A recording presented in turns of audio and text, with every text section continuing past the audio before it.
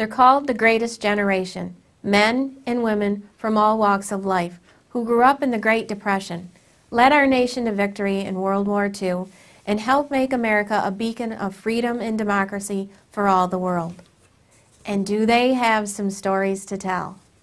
I'm pleased to be partnering with the New York State Military Museum and Veterans Research Center to preserve the words and memories of many of our World War II veterans. These stories will be entered into the state's archives, where they will be accessible to researchers, academics, and future generations. Our veterans have given so much to help build a brighter future for all Americans.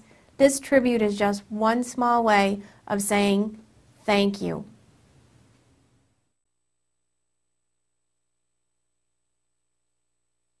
I was with the 83rd Division, Okay. and we landed at Utah Beach and Caratan. We relieved the 101st Airborne Division Okay. in Caratan. And from there we went right straight through, and I got my feet frozen in the boat, the Hurtgen Forest. I had to come home. So I had 6 months of combat. Okay. Fought in 3 armies, 1st, 3rd, and 9th. Rifleman. Do you have a lasting memory, something that sticks out more than anything else? Well, a lot of it sticks out. Okay. A lot of things you never forget.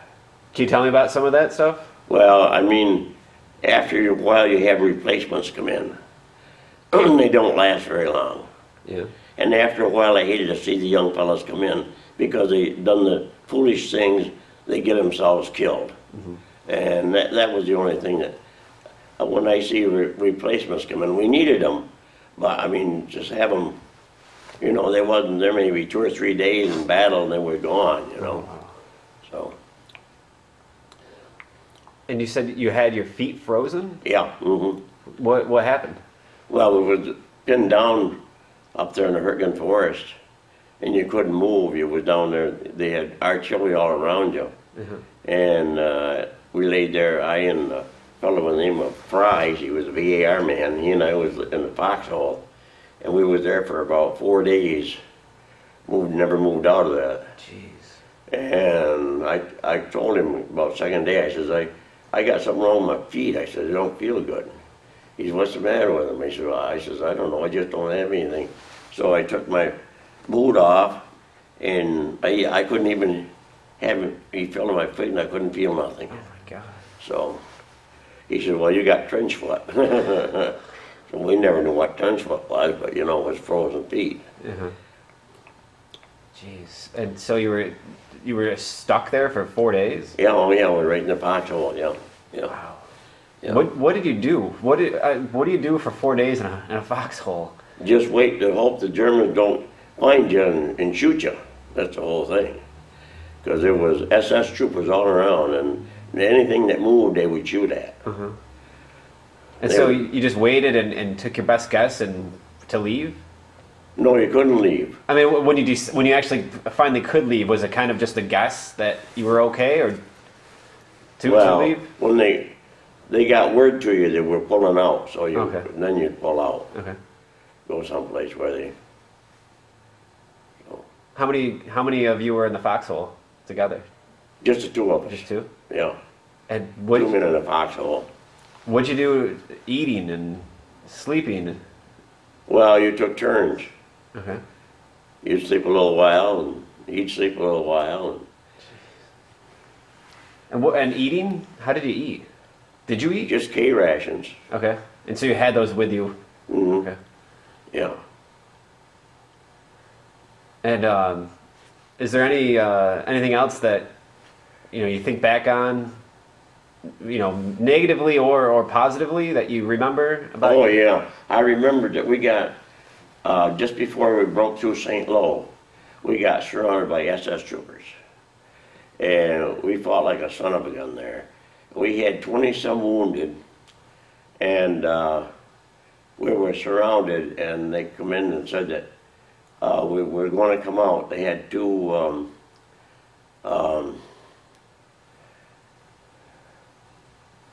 Lake Rangers come in, and they said these Rangers will be coming in. And so I was one that could get around pretty good, a young, only 18 years old. And this Ranger took me down to a barway in a hedgerow there, and he said, no, he says, there's a guy coming through here. He said, a certain time. He says, get him and bring him up where we're at. So I said, all right. So I waited and waited. I didn't see it, and all of a sudden I see something coming through him. I said, here comes a German. I had my bayonet up all ready to, and I looked and I happened to, the only thing that saved that fella, I saw the rim of his helmet, and I knew it was an American soldier. So I moved, and I just missed him. Or I had to run the bayonet right through him, but we probably never got out of the son of a gun place. So we left, they come in, and they took us out at night, and they says, we're going to go through these swamps to get out of here, he says, and don't say anything, just keep moving, don't say nothing, just move lightly, don't make any noise, just follow the fellow behind, or the head of you. So we done that, and we got out of there, and then they said when we got to a place, they says, no, he says, when you get out to this opening, artillery's going to open up. That little village down there is going to be all blowed to hell. So when the artillery opens up, when it stops, you will run just as fast as you can through that village. Get on the other side. So they blew the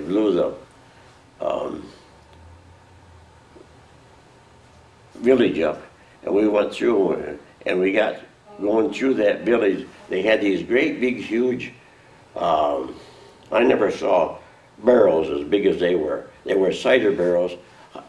I couldn't reach the top of them, right full of cider.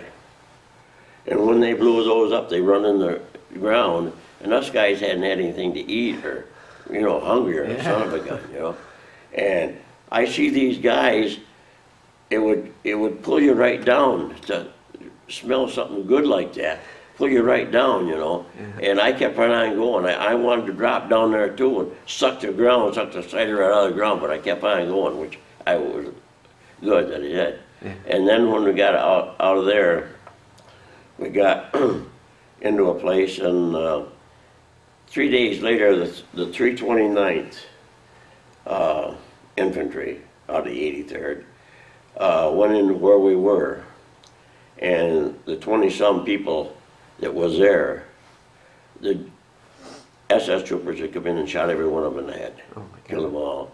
And we had one nice young medic fella, he was, and he come in, and our other medic got killed, and he happened to come in just before we got surrounded, and he stayed there with all wounded. And I remember I gave him my first aid packet and everything, and told him, I says, you'll need it, because I says, I probably won't need this, I'll get another one. He said, okay. So anything that helps the fellows there, Mm-hmm. So when they got done, and that was, that made us feel pretty bad that all those fellows were, even then, they even shot him in the head. Oh, so. Jeez. Where are you from? Oswego originally? Yeah, I was born and raised in Fulton, New York. Okay.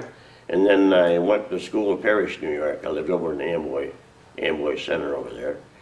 And I went to high school in Parrish.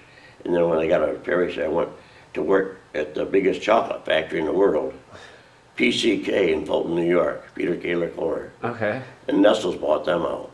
Yeah, it was... And Nestle's bought them out, and they broke them up, and they sent half of it to Canada and South America, and they broke it up, and there it is, they're turning it down now. Yeah. It was the biggest chocolate factory in the world when PCK had it. Wow. Yeah. And so, did you join, or were you drafted? I was drafted. Okay. So what was that like, to get the notice and all, to get prepared to go to war at 18? Well, you get a thing in the mail that says greetings. You knew what it was. Uncle Sam wanted you. So then I went to Syracuse, went through a lot of rigmarole up there, checking you out, see if you had 5 toes and 4 fingers or something like that. And then they sent you back, and you waited home for a few days until you got an okay from the government, or told you where to go. So I had to go back to Syracuse and get on the train and went New York City, down there to Camp Upton, New York. And over there they run you around, they give you your clothes and stuff like that, and you sent your civilian clothes home. And then they put us on a train and said that we were going to Camp Cross, South Carolina. So went to Camp Cross, South Carolina for basic training. 17 weeks of basic training there. And then were you shipped right out? And then when I got done there, I got a 21-day leave. It wasn't a furlough. Furloughs was only 30 days more. Leaves were up to 30 days. Okay. They give you a 10-day leave or a 15-day leave. And we had 21-day leave, we all come home. And then we had a report to Fort Meade, Maryland. And then Fort Meade, Maryland, we went from Fort Meade, Maryland down there, and then they shipped us to Camp Miles Standish in Massachusetts. And we done quite a lot of training up there. And then they took us to Boston, put us on boats. And we were 14 days coming and going across the Atlantic Ocean to England. We landed at Liverpool, England. Wow. So saw quite a lot of the country. Yeah. And I know when we got on the boat, they told us when we got on, the guys, the Navy men, they had the Navy were on gunners on there, United States Navy, and on all the boats they had the Navy gunners on there. No matter if they was English or what, but as long as there was American soldiers on there, they had Navy gunners on there to protect us, you know, or try to protect us, you know, whatever happened. And they told us, they said, don't fall off. Once it was in the wintertime, if you fall off, you only land in that water and you're only alive for 20 minutes and you'll freeze to death in it. So we don't stop for nobody, so don't fall off. So we glued ourselves right to the ship, I'll tell you. Yeah. Yeah, I would too. Is there, do you think back to what that war meant for the world and your part in it? Do you think, you know, does it hit you how important that is to? Oh yeah, it was really important. Yeah, it sure was. Yeah, to get rid of the Nazis there, especially Hitler and his gang that he had there, because if we hadn't, he would have overrun. If it hadn't been for the United States putting that railroad across into Siberia to get the supplies into Russia, probably I think Hitler would have taken over. But we got supplies into the Russians up there so that they could fight better. Yeah, it's amazing to think of what could have been. Oh yeah, right, yeah.